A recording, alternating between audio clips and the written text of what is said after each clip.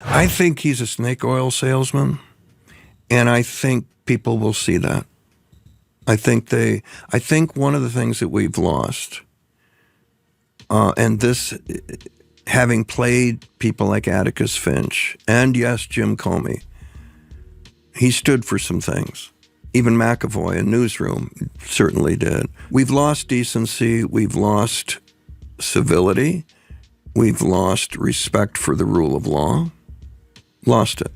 We have normalized verbal abuse on the internet. We've normalized bullying, much as the woke generation tried to, change that. It's back. And out the window goes character, integrity. I mean, nobody has great things to say about politicians. They never have. Go back to Mark Twain. But ideally, we're supposed to elect the best of us, not the worst of us. He's everything that's wrong with not just America, but with being a human being. Famed actor Jeff Daniels tore into Donald Trump and the MAGA mind on Nicole Wallace's show, Good People. I just don't get the Christian right. And I've read a lot of people who do, and they explain it a lot better, but it's beyond me. But if Jesus came back, say 4:00 this afternoon, and he booked an appearance on your show, what do you think he'd say about how things are going? That's what I want to propose to some of the people who are so, hell-bent on what Trump is and what he represents and how I love the president. I'm going, have you seen the litany of stuff that he's done to people? I just think we're better than that, and I wish the Republican Party could get back to being better than they are now. I don't know. I suppose the question for Daniels is this. Are we better than this? Like, truly, are we better than this? Gorbachev, once Reagan and Gorbachev had a deal and the Berlin Wall came down, which was an added bonus to what he was over there to do, Gorbachev, I think, told him, you don't have an enemy in me anymore. Your enemy now is going to be within. We can learn from our past that history does repeat itself if we're not careful. And I think in regards to Reagan, there was a way that we dealt with a country, certainly a leader of a country, who was hell-bent on being at least our opponent and maybe eliminating us.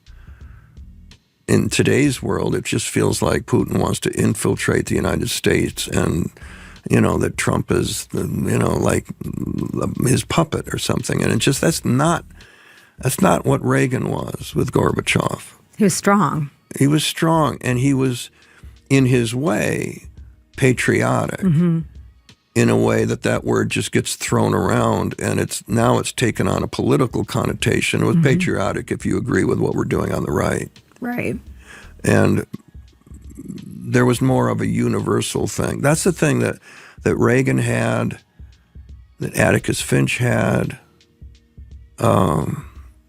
They had respect for things that were bigger than them. They respected the rule of law. Daniels is right that Trump simply does not. He also did not hold back on Trump voters, telling Wallace, I hope you're losing tons of money. Those of you who thought this would be okay. My question is, what are you guys going to do about it? When Wallace said the tariffs are going to affect MAGA, Daniels would reply, I think at the end of the day, that's what's going to do it. Wait a minute, the grocery bill is what? $180 more? I can't get that car that we have to have unless I pay another $8,000. What? Who do I blame for that? Who do I see about that? One person. He also went through a certain senator from Kentucky and how they played the long game. When Mitch McConnell started stacking the courts 25 years ago, I said it on your show once, they can see it coming, and Mitch and company could see it coming. They were going to be the minority. So they just started, and then here we are. And now you got it. White House spokesman Kush Desai would reply as follows to this sentiment. Wow, another washed up, out of touch, left-wing Hollywood clown is wishing harm on everyday Americans because they disagree with his opinions. Unfortunately for Jeff, and fortunately for the American people, under President Trump, bond and stock markets are rallying. Joe Biden's inflation crisis is over and real wages are rising. So par for the course, going with the old washed up actor sort of thing is not relevant in the slightest. Everyone knows who this man is, and on top of that, his career has been budding. So it is not true. But one thing that I want to go back to is when he did say, we've lost civility, we've lost respect for the rule of law. Fascists have lost respect for the rule of law. Rather, they've never had respect for it. That is what this regime is. It is authoritarian to a T. They don't respect the rule of law by showing time and time again that they want to undermine judges. They're almost, well, he has, Donald Trump, threatened judges in the past because they have gone against him in their rulings, deeming something, for example, unconstitutional or an overreach of the federal government and the Trump administration. So the judges are that key moment, those key players of blocking what the regime wants to do, even though they've shown that they have a great disdain for those who do. Even Trump appointed judges and Reagan appointed judges and Bush appointed judges. Do you know how far right you have to go for those three presidents to appoint a judge, and for that said judge to say, yeah, you're going too far? You have to be doing something incredibly effed up, but that is what they're doing. And on another point, when Daniel says that he just doesn't understand the Christian right, a great interview that everyone should go take a look at as it pertains to the Christian right is an interview I did on my independent show, The Rick Strom Show, with Kristen Kobes-Dumais, who is an author and a professor who discusses the extreme right and this intersection of politics and religion, specifically amongst the evangelical base. It was an eye-opening interview. So after reading her book, Jesus and John Wayne, which everyone should go get, and conducting that interview, I'm not surprised at all.